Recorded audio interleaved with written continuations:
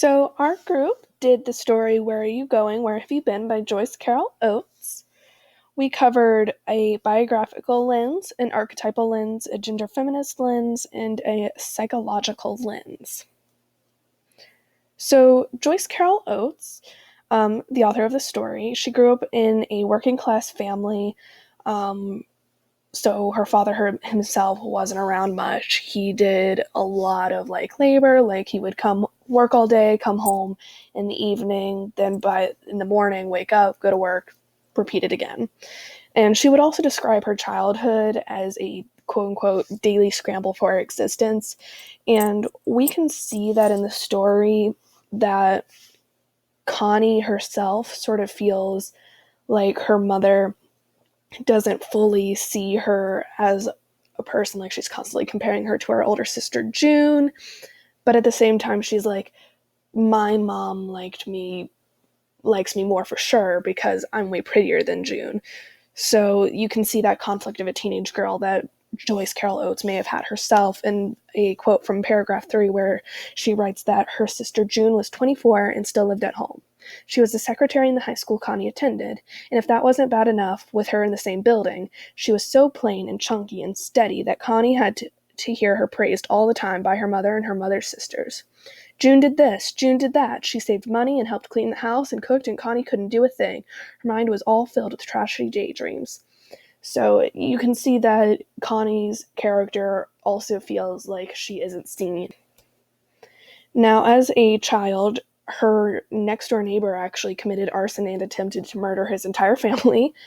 And she also discovered that her grandmother, who she was very close to in childhood, had survived a murder-suicide attempt by her grandfather. And her grandfather and grandmother were actually Jewish. And after this murder-suicide attempt, her grandmother kind of really hid down this Jewish heritage that she had. So Oates herself didn't actually know about this until a little later in life, when she discovered that her grandmother had been the victim of this murder-suicide attempt. Obviously, her grandmother survived, but her grandfather did not. Joyce Carol Oates' second published work was Where Are You Going? Where Have You Been? So it is actually one of her very earlier works, which is interesting because it's one of her most well-known works. A lot of people recognize Oates' name from Where Are You Going? Where Have You Been? And it's been pointed out by a lot of people that many of her works focus on darker themes, leaving the reader with a feeling of uneasiness. It's interesting because from the beginning of Where Are You Going? Where Have You Been? There's definitely, it seems kind of normal, like you're going into a story about a girl who's like, I'm a teenager, and it sucks to be a teenager, but as you go on, you're like, oh, this is actually incredibly dark. And when you read it again, you're like, I can see how she wrote and made us from the get-go kind of had this uneasy feeling. Like, about in the second page, basically, she writes, it was a boy with shaggy black hair and a convertible jalopy painted gold. He stared at her, and then his lips widened into a grin. Connie slit her eyes at him and turned away, but she couldn't help glancing back, and there he was, still watching her. He wagged a finger and laughed and said, gonna get you, baby, and Connie turned away again without Eddie noticing anything. Which, if you are a teen girl, and you could be a teen guy, you could be at any age, but a teen girl especially, you know that feeling of like being watched, and it's a terrifying feeling. So the moment you read this, you're like, oh boy, like this is going downhill from here, basically. Now, something really interesting is that Where Are You Going? Where Have You Been? One of the main characters, Arnold Friend, is actually based on a real serial killer of the time, the Pied Piper of Tucson, aka Charles Schmid, aka Arnold Friend. So there are a lot of parallels in between the two of them. Charles Schmid, he sexually assaulted and killed 3 girls in the 60s. There is talk of a fourth, but it's definitely known for sure that he killed 3. And he left them in a field, which is interesting because he does, in the end, when he's basically when he's trying to get Connie to come out to his car, he says to her, we'll go out to a nice field out in the country where it smells so nice and it's sunny, Arnold Friend said, which is terrifying to think that Charles Schmid himself, that was his MO. He would lure girls out to a field where he would sexually assault and kill them and then bury them leaving them to rot, basically. Another big thing between the two characters, Arnold Friend and Charles Schmid, is that Charles Schmid himself was very charismatic and he was well liked within teenage groups, even though he himself at the time was in his 30s. Um, so we do see Connie talks about how the fact that they go to these teen hangout spots where Oates writes, sometimes they did go shopping or to a movie, but sometimes they went across the highway, ducking fast across the busy road to a drive-in restaurant where older kids hung out, which it's very clear he knew these spots to hang out in to blend in with this teenage crowd more, even though he himself was not a teenager. He also had a new car, which again, it was the 60s. It would be something that would probably lure other teenagers in, be like, ooh, look at that, it's a new car. Like, she writes, it was a boy with shaggy black hair and a convertible jalopy painted gold, which, of the times, that was a very big car. Like, if you had that, you were cool. So these are some scary photos of Charles Schmid, which is a big parallel to Arnold Friend because he wore makeup, he dyed his hair, and wore wigs to appear younger. And you can see on the photo on the left, he has put a fake mole on the side of his face. You can see that he definitely dyed his hair and that he's wearing this really fake prosthetic looking thing on his nose.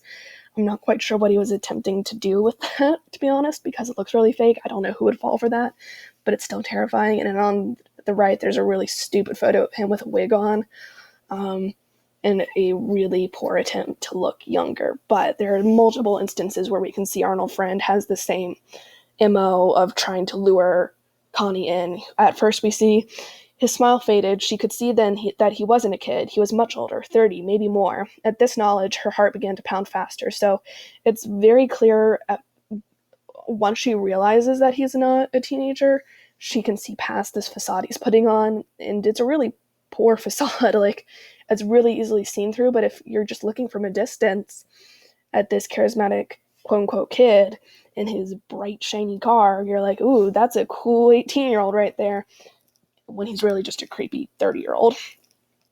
We also see Arnold Friend first pulls up to her house. Oates writes that Connie says, there were two boys in the car, and now she recognized the driver. He had shabby black hair that looked crazy as a wig, and he was grinning at her. So sort of almost a mix of the two photos on the right there. Like, he had a bad wig on, like you would get from the Dollar Tree. And then also, his whole face was a mask, she thought wildly, tanned down onto his throat, but then running out as if he had plastered makeup on his face, but had forgotten about his throat, which sounds about right. And one more really big thing between Charles Schmid and Arnold Friend himself. Charles Schmid was not very tall. He stood at 5'3", which is shorter than me. And if you look in this photo down here, you can see Charles Schmid next to this, like, officer after his arrest. And the officer is probably, even for most men, unfortunately, probably a pretty short height. So you can imagine how short Charles Schmid himself is, knowing that he's 5'3". Oates writes that he wasn't tall, only an inch or so taller than she would be if she came down to him. Like, he doesn't blend in well in that regard, so in his really bad attempt, Charles Schmid would wear boots, those are his boots on that photo right there, and he would stuff them with newspapers and cans to make him even taller, so he was standing basically on his tiptoes, like in high heels. And in several points in the story, Oates mentions that he struggles to walk around, that he stumbles, he almost falls, which would make sense if he had stuffed his boots with newspaper and cans. And we also see that, she writes, he had to bend and adjust his boots. Evidently his feet did not go all the way down. The boots must have been stuffed with something so that he would seem taller. Which, again, is another attempt at appearing to be this cool, macho 18-year-old. Like, come get in my car, I'm not creepy at all, which he very, very much is a very creepy man. So for my biographical lens questions, I had, why has Joyce Carol Oates chosen Charles Schmid as her inspiration for Arnold Friend? Like, what has led her to that? And then number 2, how does this short story reflect Joyce Carol Oates' own life and personal experiences as a teen? Alright, so I had the archetypal lens, and one thing that I looked at with that was the biblical symbolism, kind of the biblical archetypes in the story. And you can see a parallel between Connie and Eve. Connie starts out being tempted by Arnold Friend when he comes to her house. She's blushing and she's trying to hide that she's interested in him. And obviously that changes pretty quickly, but it's very similar to how Eve reacts to the devil. And once Connie has given in, decides to go with Arnold Friend, she can't come back, kind of like the Garden of Eden. She's not allowed to, and whether Arnold Friend kills her or just kidnaps her, it doesn't matter because she's not going to come back to her home. And then that would make Arnold Friend as the devil, and a lot of that is seen in his characteristics, especially his eyes. The skin around his eyes is described as pale, and then his eyes themselves are almost snake-like in how like they're portrayed by the story. And then he also has a short stature, which parallels the serial killer that Arnold Friend is based off of. But it would also make sense with him as a devil because he would be trying to hide his feet like hooves. And anytime Connie so much as looks down at him, he gets really mad at her or just looks angry, very much like he's trying to hide it. And then he also has weird hair that Connie describes almost like a wig. And if it was a wig, it would make sense as he's trying to like hide horns, I guess. And then obviously he's trying to lure Connie to her demise. Um, and like I said, whether he kills her or kidnaps her, it's just very evil and like intrinsically devilish. It's also interesting to look at Arnold Friend as a Pied Piper archetype because the Pied Piper of Tucson is the serial killer he's based off of, but Arnold Friend absolutely isn't he doesn't fit into the archetype. A Pied Piper would be seen as convincing and charming and very good at luring children to come with him, like he does in the original story. But Arnold Friend is not like this. And even though I said earlier that Connie's initially interested in him, as soon as she starts to tell him to go away and that she wants to leave, um, Arnold gets really mad at her and he starts threatening her and her family. Um, all of these are things that a Pied Piper archetype would never do. And the only reason Connie ends up going with Arnold is because of these threats. So it just devolves into something that a Pied Piper archetype wouldn't do. And it means Arnold doesn't really fit into that at all. Another interesting archetype to look at is a dream state and asking the question, was it a dream? Especially the final confrontation. There's a lot of weird details um, near the end of the story, and a lot of it's tied to how Connie is perceiving her reality. Connie keeps seeing new characteristics, especially about the men in the car, Ellie and Arnold, and a lot of them are things that you could chalk up to her just not noticing at first, but there's so many of them, and a lot of them are very obvious. Like she says that Arnold is very clearly older than a kid, like 18. She says that she notices his feet and his eyes, and all of that is just things that wouldn't make sense for her to not have noticed initially, even if she is kind of panicked. Um, and the way it's almost presented in the story makes it seem like her brain is realizing these details almost as it's making it up, like she would in a dream. Another interesting thing to notice is that the first time Arnold Friend is introduced in the story is about halfway through at a in a car in his car, and the only interaction they have is he kind of looks at her and tells her he's going to get her, but they don't know each other. There's no reason for Arnold to have ever come to her house, and it very much makes it feel like Connie saw this face and imagined it in her dream, like in her nightmarish dream. And then Another interesting thing is that, especially at the end of the story, Connie is focusing on weird aspects of her situation, and it's more than just a panicked state of noticing things. It's big things like she can't remember that she's in her kitchen. She has weird sensory details that are brought up, even though they don't wouldn't seem that important to us. She says her back is wet. There's an odd point in the story where it's almost like she blacks out, but she doesn't. It's just how it reads. And then when she picks up the phone, she says she hears something roaring in her ear, which could just be the phone, but it's interesting that that's what she's focusing on, even though Arnold is trying to come get her. So, all of these suggest that it might have been a dream that she just made up after she saw Arnold, or who she thinks Arnold is, when she went on that date earlier that day. Another interesting thing is that Arnold's friend says all these things about her family at a barbecue, and none of it's stuff that he would have possibly been able to know. He says that he can hear his dad talking to an aunt of Connie's, and it's just really weird. It's not stuff he would know. It's stuff that only Connie could possibly know just by knowing her own family. And then my archetypal lens questions is, what does Ellie's characterization, the friend in Arnold's car, add to the biblical archetypes? Like, what character would he be represented by, fitting into that biblical archetypal lens? And then, how does Connie's family fit into the archetype surrounding Connie and Arnold Friend? Um, what does it mean for Connie as Eve or Arnold as the devil?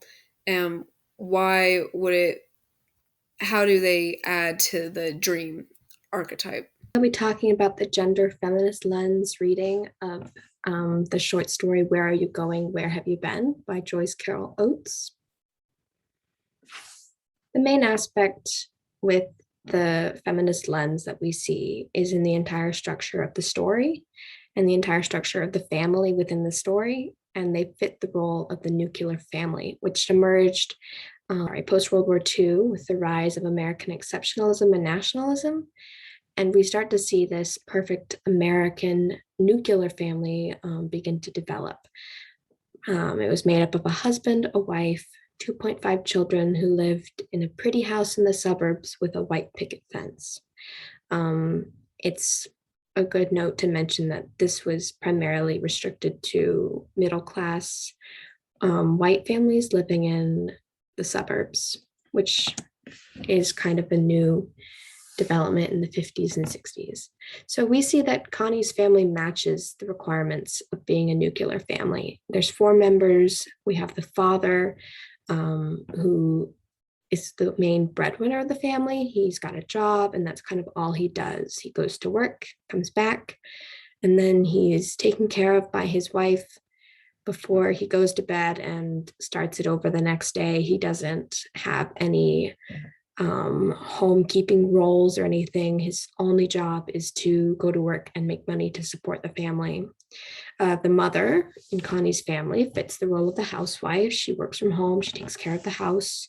June, Connie's older sister, still lives at home. She still works a very respectable job, just a secretary. And she's very much a role follower. And Connie's kind of our one break from the nuclear family mold in that she still fits. It's just she's playing a more rebellious role in her teenage phase, where she's lying to her parents and going out to speak with boys with her friends, and she doesn't want to spend time with her family. So we see that she's slightly breaking the mold, and that's what kind of makes her our main character and who we're following, as that's why these interesting things happen to her. So the gender roles of the mid 20th century are what shape the family, and especially Connie's hopes and dreams and expectations of the future. Primarily, we see this with Connie and her relationship with her mother, who fits the role of the American housewife. For much of the 20th century, Western and especially American women were expected to grow up and become housewives and mothers. They wouldn't get jobs, but would instead stay at the house, taking care of it, their husbands, and their children. The men of the home would go to work, return home, eat dinner, and repeat the next day.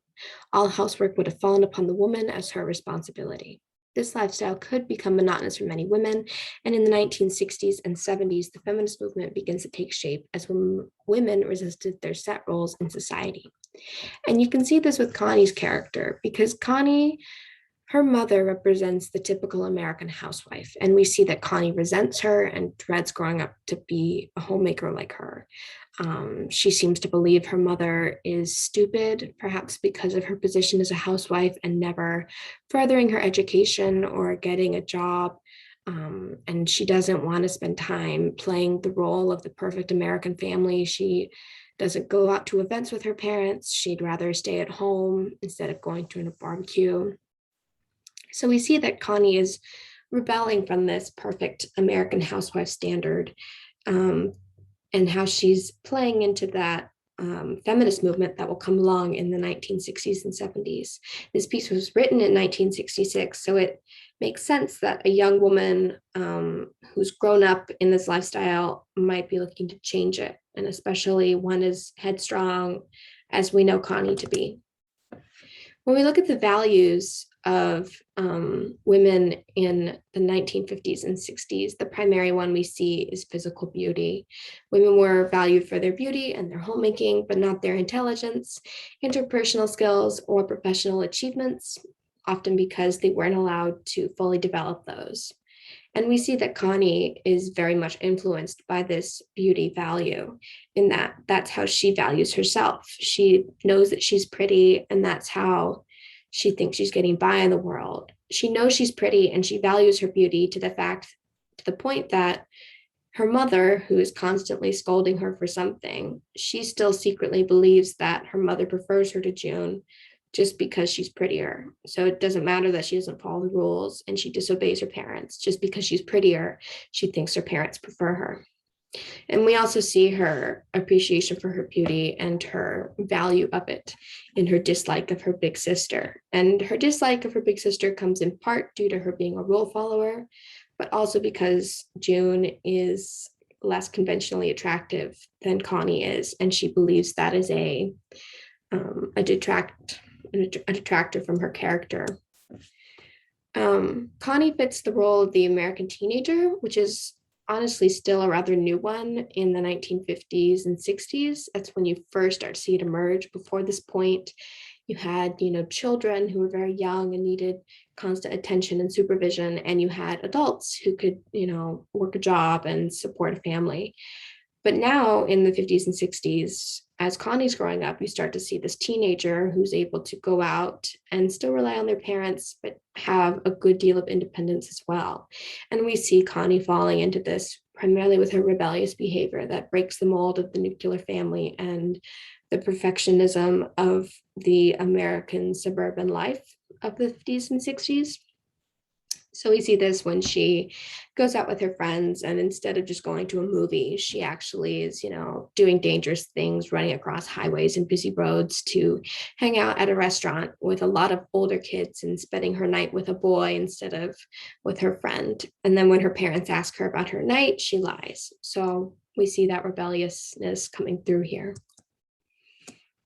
And a slightly different aspect of the feminist lens that's less structurally based with values and family structures. We see this, just the general expectation that women owe men something in the confrontation with Arnold Friend.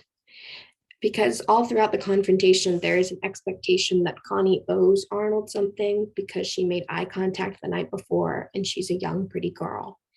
So we can think back to the night that she first sees him the night before, where all she does is glance at him, and he has already seemingly got his mind set that she's going to be his next victim. And we see this when he just points a finger and laughs and says, "Gonna get you." So this kind of follows rape culture, these ideas that women owe men something or that they're asking for it. So rape culture is kind of where women are frequently blamed for violence inflicted on them by men. And it still happens a lot today, but it's clear that it was happening a lot in the past too. especially understanding that women were expected to be in these kind of almost subservient roles as housewives and homemakers. They weren't allowed to get education. So you can see how all these different aspects of Connie's society are building up to this confrontation and the expectations placed on her, where if she hasn't been driven away and it's implied that she's killed, um, if that hadn't happened and just something had gone wrong and she'd been able to go back home, it's likely that it would have been placed on her, that it would have been her fault. She had made eye contact, she'd led him on. And that's something that still is a problem today. So the questions I have for the gender feminist lens are, how does a modern feminist viewpoint alter the characteristics that make Connie different, that make her stand out from her family and others? And then how did the gender expectations placed on Connie lead to her final place in the story, leaving her home with Arnold Fred? I'm handling the psychological lens. So first, to help understand the story, I think it will be beneficial to briefly cover serial killer psychology. Like Sophia mentioned, Arnold Friend is based on a serial killer called the Pied Piper of Tucson, aka Charles Schmid. Most people are familiar with the word psychopath, which, by the way, isn't in the DSM-5, it's not diagnosable, it's just a term commonly used by the public to describe someone like a serial killer. As a result, the word psychopathy is a word used casually and medically to describe traits of a psychopath, but what psychopathy actually describes is the traits and symptoms of someone with antisocial personality disorder. You're likely somewhat familiar with these symptoms already. If I say, this person demonstrates a lack of empathy, lack of remorse, they're impulsive, cold, and callous, and they use people in their life like pawns to get what they want, you would hopefully go, oh, that's a psychopath, or at least know that they're bad news and to stay away from them. But these describe the symptoms of antisocial personality disorder. Nearly all serial killers can have their behavior studied by psychologists who can report that their actions and thinking are congruent with a diagnosis of antisocial personality disorder. That being said, a diagnosis of antisocial personality disorder does not inherently mean that you are or will be a serial killer. So if you're worried because those symptoms describe someone you know, don't be. The vast majority of people with antisocial personality disorder never kill a single person. If the National Library of Medicine is accurate in saying that the lifetime prevalence for ASPD for men is from 2 to 4% and from 0.5 to 1% for women, which isn't a huge percentage, but still that would be a lot of serial killers, then why aren't there as many as there are? It's not just about your biological component. Nearly all serial killers had a horrible childhood or a traumatic event in their lifetime that caused them to act the way that they do. On top of that, it's possible for someone to have had a bad childhood, as well as antisocial personality disorder, and they still don't choose to harm people. It's really only in the very middle of the Venn diagram of nature, nurture, and choice is where serial killers come from. Moving on. Lots of serial killers tend to find a method that works for them and then kind of stick with it. Because Arnold Friend is based on a real serial killer, Charles Schmid, it might be easier to understand the psychological methods that Arnold used to abduct Connie by comparing Charles' methods to the methods of a well-known serial killer. For this purpose, as I'm sure you can guess, I've chosen Ted Bundy. Ted Bundy and Charles Schmid, and thereby Arnold Friend, share quite a few similarities. If you know anything about Ted Bundy, you'll probably know that he heavily relied on his charisma and his looks as a means to get what he wanted. Similarly, Charles Schmid utilized alterations in his appearance to try and convince women to come with him, using makeup, his clothes, and even stuffing his shoes in an attempt to appear taller because he was quite short. In the story, Arnold Friend does a similar thing. According to the quote above, Arnold made an effort to dress in a way that Connie would find attractive. Assuming Arnold Friend wasn't conventionally attractive, it would make sense that he would try to dress in a way that would be appealing to his victims. So they've got charisma. What else do they have in common? Well, Ted Bundy rarely led with violence. He'd often convince women to follow him or ask them to help them with something, usually sporting a fake sling or cast or something to make them pity him, and then either knock them out or push them into his car, but he was never violent from the get-go.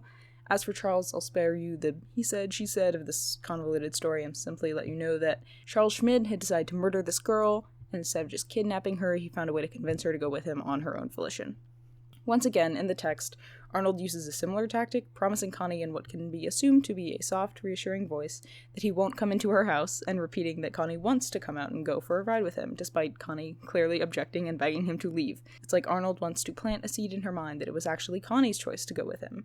This tactic was likely used to create less fighting between Arnold and Connie, because if at any point Connie objected, he could just keep bringing up the point that, oh, but you walked out here all by yourself, you wanted this.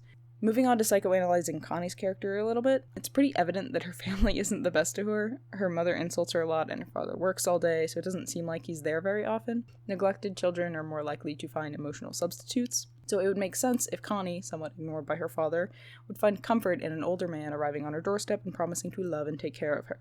Assuming what we can from the vague ending, it appears that she went with him, and this kind of makes sense. Neglected and abused children are much more likely to be groomed. If Arnold knows everything, he would know how Connie feels about her parents and would know that she'd be a good target.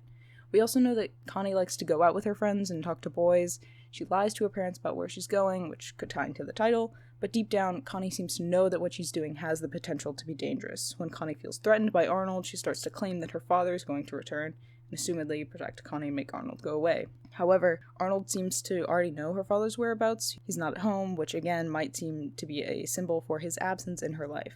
This seems to be a worst-case scenario in Connie's mind, knowing that she does things that put her in danger when she also knows that she might not have anyone there to protect her.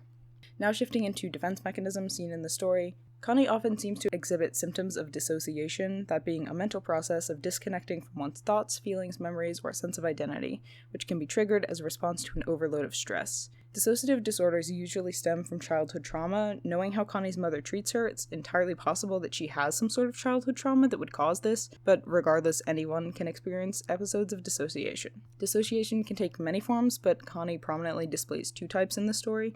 The first example is derealization. Derealization is the feeling that your environment and your surroundings are unreal. This is first displayed after Arnold shows up at Connie's house and she's feeling very threatened, looking for a possible way out. She seems not to recognize where she is, like the world around her seems fake.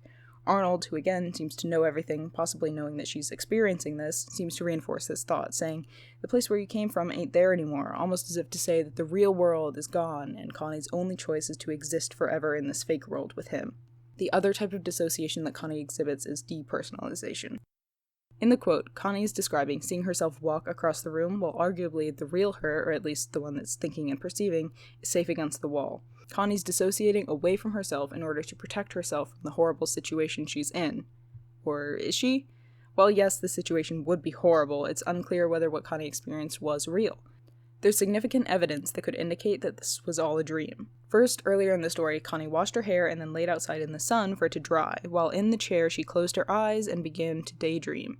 It's not impossible that Connie could have dreamt waking up and then continued to dream the entire sequence following. Second, Arnold's omniscience comes into question. Arnold knows everything about Connie, but there's never really an explanation for why, despite Connie asking him several times, "How do you know that?" Arnold simply being a character in Connie's dream would be a perfect explanation. Arnold would know everything that Connie knows. Why wouldn't he? But then, if it was a dream, why was Arnold there in the first place? There's nothing in the story that Connie seems unfamiliar with, even the people. If the idea is true that your brain doesn't have the capacity to create new people for you to dream about, then you'd only be able to dream of people that you've seen before. Despite Connie only getting a glance at Arnold in the car the day before, that would be enough to explain why she dreamt of him. His menacing, "I'm gonna get you, baby," could have sparked discomfort in Connie, to which her brain needed to process. One of the theories dreaming is that when you dream, your brain is just trying to organize what you've seen that day, so it makes sense for Connie to dream that, with Arnold serving as the manifest content in her dream. This is what she saw recently, and this is something that her brain needed to process. Lastly, to support the idea that her whole encounter with Arnold and Ellie was a dream, is Ellie's radio and sensory incorporation of external stimuli. Have you ever been dreaming and your alarm went off, but inside your dream you started looking for what was making that alarm noise? That's sensory incorporation. Your body experiences a sensation and your dreaming brain perceives it as stimuli in your dream. This would explain why the radio that Connie left on to close her eyes and let her hair dry to was the same station as the one that she turned on in her room, which is the same station that Ellie had, and it would explain why Connie at one point describes Arnold as having the same voice of the radio man. But then again, it's unlikely that Connie would have needed that dissociation response mentioned earlier if she was in a dream and she was safe. It's unclear, and it's up for you to discuss.